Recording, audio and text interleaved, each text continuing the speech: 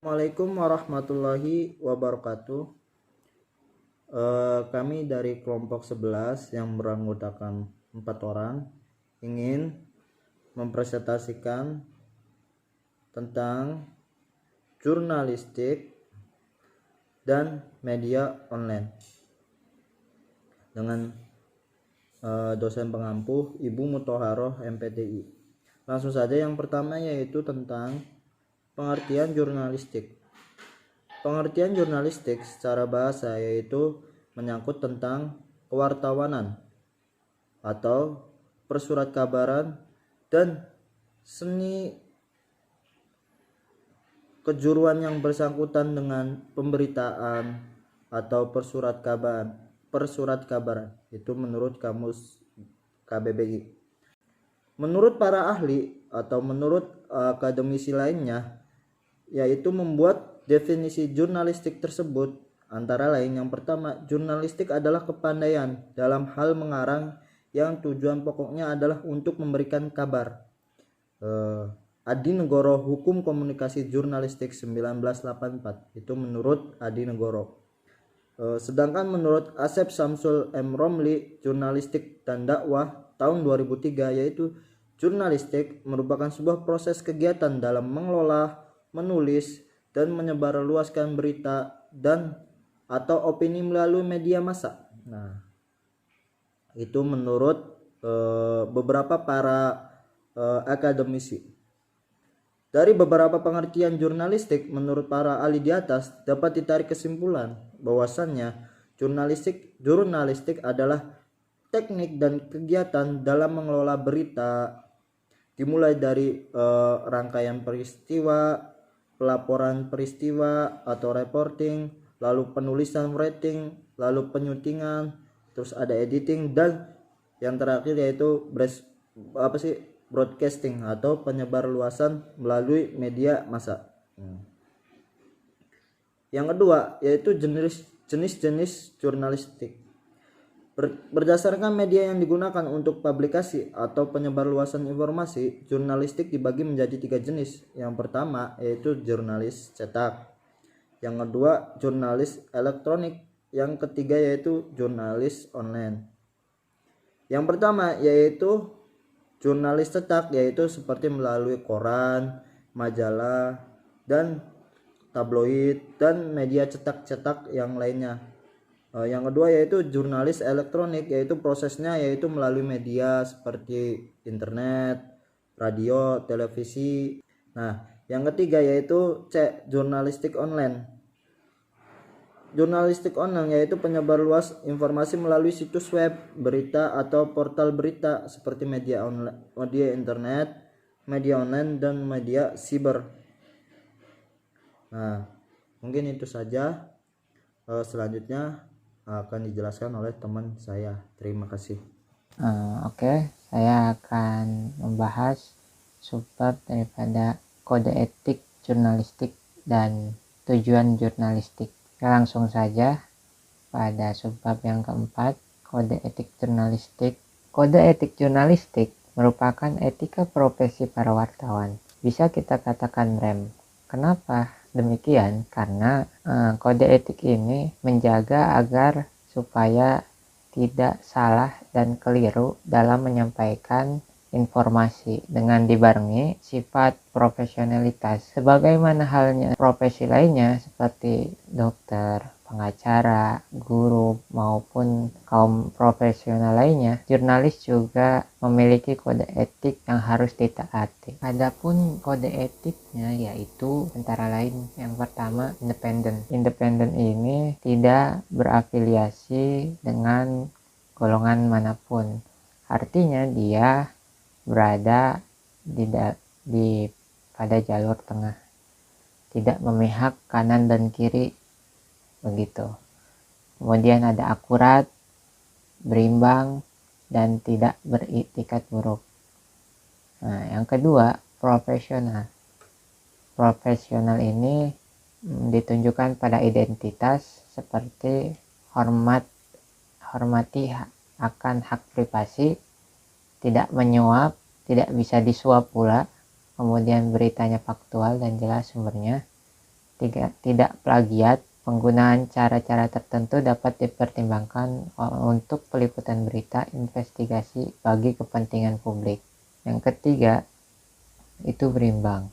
Berimbang artinya tidak mencampurkan fakta dan opini yang menghakimi, serta menerapkan asas praduga tidak bersalah, tidak membuat berita bohong, fitnah, sadis, dan cabul, tidak menyalahgunakan profesi. Keempat, ada memiliki hak tolak untuk melindungi narasumber yang tidak bersedia diketahui identitas maupun keberadaannya, menghargai ketentuan embargo informasi, latar belakang, dan off the record. Yang kelima, tidak menulis atau menyiarkan berita berdasarkan prasangka atau diskriminasi sara.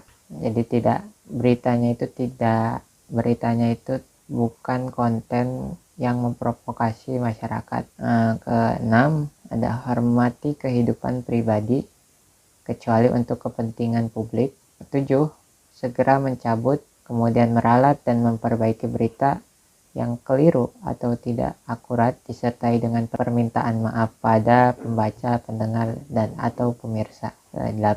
Layani hak wajib dan hak koreksi secara proporsional. Pada subbab yang kelima, yaitu tujuan jurnalistik. Adapun tujuan dan fungsi dari jurnalistik antara lain yaitu 1. Jurnalisme mempunyai fungsi sebagai pemberi informasi kepada masyarakat agar masyarakat bisa mengatur diri sendiri, tidak digiring pada opini-opini yang sifatnya menyesatkan, seperti itu. Yang kedua, jurnalisme juga mempunyai fungsi untuk membangun masyarakat. Pola pikir dan paradigma yang dikonstruktif oleh jurnalis itu harus berangkat daripada membantu jalan keluar permasalahan yang dialami. Kemudian yang ketiga, jurnalisme mempunyai fungsi lain sebagai pemenuhan hak-hak warga negara. Nah, yang ketiga, jurnalisme mempunyai fungsi lain sebagai pemenuhan hak-hak warga negara. Hak-hak ini bisa diartikan memperoleh informasi yang benar dan akurat. Media massa adalah alat yang sangat baik dan efektif untuk menyuarakan hak rakyat, baik melalui berita yang ditulis oleh wartawan ataupun melalui opini dan surat pembaca yang ditulis dalam media massa. Yang terakhir, keempat, jurnalisnya juga bisa dijadikan sebagai tolak ukur demokrasi suatu masyarakat. Semakin demokratis suatu masyarakat, maka semakin kuat juga posisi media massa. Begitupun sebaliknya. Pada masyarakat yang demokrasi, masyarakat bebas memberikan suara, opininya, dan menuntut haknya melalui media massa. Hal ini tidak akan terjadi dalam masyarakat yang dipimpin oleh penguasa yang otoritarianisme. Dalam masyarakat otoriter, media massa hanya sekedar corong untuk kekuasaan atau pemerintah. Terima kasih atas segala perhatian. Mohon maaf atas segala kekurangan. Wallahul muwaffiq ila aqwamit thoriq. Summa billahi taufiq wal hidayah. Assalamualaikum warahmatullahi wabarakatuh. Assalamualaikum warahmatullahi wabarakatuh. Halo, apa kabar teman-teman?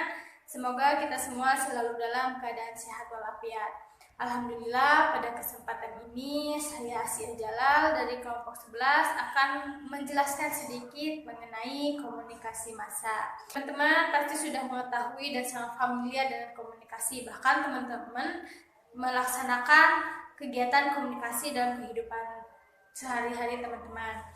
Nah, komunikasi itu sangat penting dalam kehidupan ini karena segala sesuatunya itu perlu dikomunikasikan. Sebuah ide yang hebat itu tidak akan tersampaikan dengan baik apabila kita tidak bisa berkomunikasi dengan baik.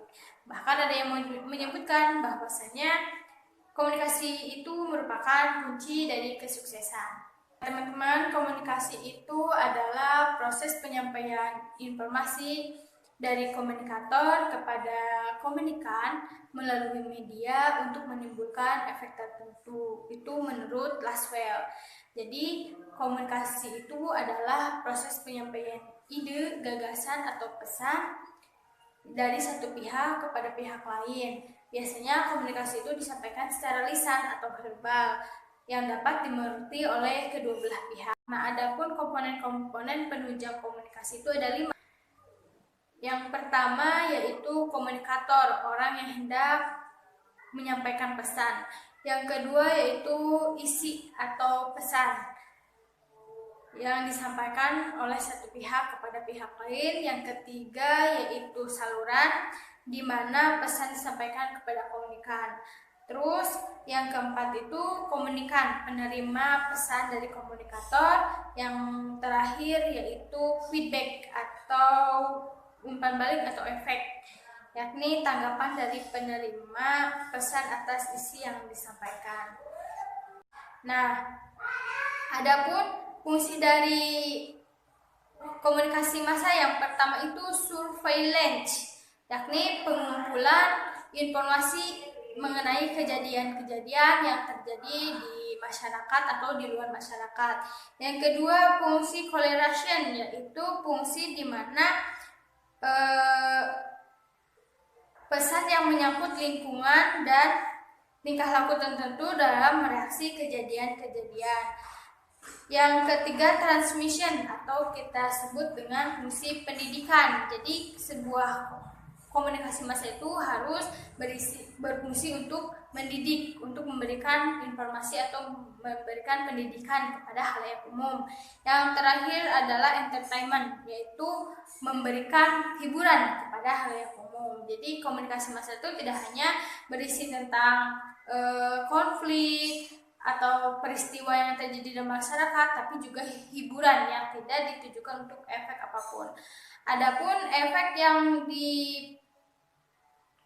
disebabkan oleh komunikasi massa itu ada 3. Yang pertama itu efek kognitif, di mana media massa itu membantu halayak mampu mempelajari informasi yang bermanfaat dan mengembangkan keterampilan kognitif. Yang kedua tuh fungsi afektif. Efek afektif adalah efek media massa dalam pembentukan dan perubahan sikap halayak. Yang ketiga efek behavioral, yakni efek media massa yang mempengaruhi perilaku halayak. Karena komunikasi massa itu dapat mempengaruhi tadi dari segi kognitifnya, afektif, dan behavioral, maka dari itu kita harus dapat memilah dan memilih informasi yang kita dapatkan. Mungkin hanya itu yang dapat saya sampaikan, mungkin masih banyak kekurangan. Apabila kurang dipahami boleh ditanyakan. Billahi taufiq wal hidayah. Wassalamualaikum warahmatullahi wabarakatuh. Nama saya Mila Kamalatus Ada. Saya akan menjelaskan tentang materi ketiga, yaitu media online. Manusia memenuhi kebutuhannya untuk memperoleh informasi melalui media massa. Salah satu media massa tersebut adalah media online. Media online merupakan tipe baru jurnalisme karena memiliki sejumlah fitur dan karakteristik yang lebih unik dari jurnalisme tradisional. Fitur-fitur uniknya mengemuka dalam teknologinya, menawarkan kemungkinan-kemungkinannya yang tidak terbatas dalam memproses dan menyebarkan berita. Dengan media online, kita dapat mengakses berita baik dari dalam maupun luar negeri dengan mudah dan cepat. Media online juga dapat merubah kebiasaan orang dalam cara hidupnya, seperti mereka dapat menghabiskan waktu luang mereka dengan memanfaatkan media online untuk memperoleh informasi. Paulinson menyebutkan ada beberapa layanan yang dapat dikategorikan dalam media massa atau media online, yaitu sebagai berikut. Yang pertama ada website atau situs online yang menyediakan berbagai macam berita dalam satu tempat yang terdiri dari beberapa halaman. Yang kedua ada media sosial yang meliputi Facebook, Twitter, dan sebagainya yang memberikan keleluasan kepada penggunanya untuk berbagi informasi pribadi dan melakukan percakapan atau komunikasi. Yang ketiga ada YouTube. YouTube yakni sebuah platform yang memungkinkan penggunanya dapat mengunggah video dan kemudian pengguna lainnya dapat menikmatinya secara streaming. Yang keempat ada blog. Pada awal kemunculannya, blog disebut juga citizen journalist, di mana pemilik akun blog menceritakan apa yang sedang terjadi dalam kesehariannya, sehingga dapat memberikan informasi kepada pemilik blog lainnya. Media online memiliki karakteristik yang unik sehingga tidak menutup kemungkinan akan menjadi sebuah kiblat dalam pencarian informasi ke depannya. Siapapun bisa jadi komunikator dan komunikan dalam media online. Siapapun bebas mencari dan menyebarkan informasi yang didapat. Khalayak memiliki kekuasaan penuh atas informasi yang didapat. Sekian dari saya. Terima kasih.